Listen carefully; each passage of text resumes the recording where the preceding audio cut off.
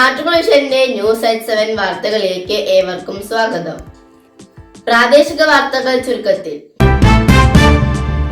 Pallikkuruppu Sabari higher secondary സ്കൂളിൽ നിന്നും വിരമിച്ച അധ്യാപകരും അനധ്യാപകരും ഒത്തുചേർന്നു. വിരാമം അവിരാമം എന്ന പേരിട്ട പരിപാടി ദേശീയ സംസ്ഥാന അധ്യാപക അവാർഡ് ജേതാവും റിട്ടയർഡ് അധ്യാപകനുമായ കെ നാരായണൻകുട്ടി ഉദ്ഘാടനം ചെയ്തു. എ ബാലകൃഷ്ണൻ അധ്യക്ഷത വഹിച്ചു. കൂട്ടായ്മയിലെ മുതിർന്ന അംഗങ്ങളെയും സംസ്ഥാന ചലച്ചിത്ര അവാർഡ് ജേതാവ് മോഹൻദാസ് മുക്കണ്ണത്തെയും ആദരിച്ചു.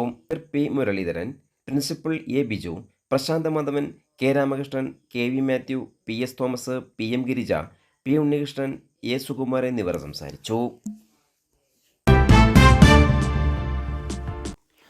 ഇടത്തനാട്ടുകരയിൽ ബൈക്കും ജീപ്പും കൂട്ടിയിടിച്ച് 2 യുവാക്കൾ മരിച്ചു. അപകടം പുതുതായി വാങ്ങിയ ബൈക്കിൽ പോകവേ. ഖബറടക്കം തിങ്കളാഴ്ച നടന്നു.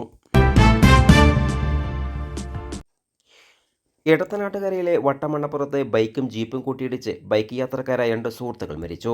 ഇടത്തനാട്ടുകര പട്ടിക്കപ്പാടം വടക്കേപ്പീടിക അക്ബറിൻ്റെ മകൻ ഫഹദ്, ആഞ്ഞിലങ്ങാടി പുലിയക്കളത്തിൽ ഉമ്മറിൻ്റെ മകൻ ഹർഷിൽ എന്നിവരാണ് മരിച്ചത്.